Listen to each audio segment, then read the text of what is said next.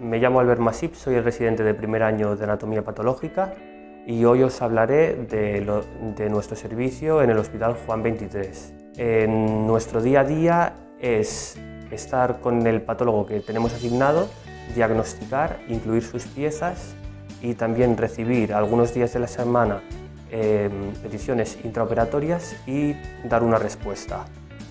También realizamos evidentemente autopsias. En nuestro servicio contamos con 11 patólogos, 2 biólogos, 4 residentes y diversas técnicas y citotécnicas. Los patólogos están subespecializados en diferentes órganos y eso aumenta la calidad de la docencia y también la eficiencia.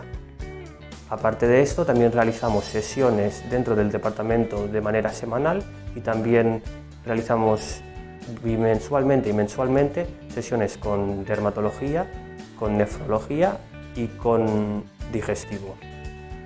También tenemos la posibilidad de formarnos yendo a diversos cursos, a Madrid, a Barcelona y a los congresos anuales de la Sociedad Española de Anatomía Patológica y la Sociedad Catalana. Aparte de esto, también hacemos trabajo de investigación en el que presentamos 2 pósters al año. También hacemos una publicación antes de acabar la residencia al menos y hay la posibilidad de hacer tesis doctoral porque algunos de estos médicos también tienen tesis doctoral.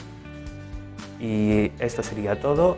Os quiero felicitar por haber realizado el MIR y me gustaría deciros que hay muy buen ambiente en nuestro servicio y la ciudad de Tarragona también es muy bonita y el clima muy bueno, así que muchas gracias.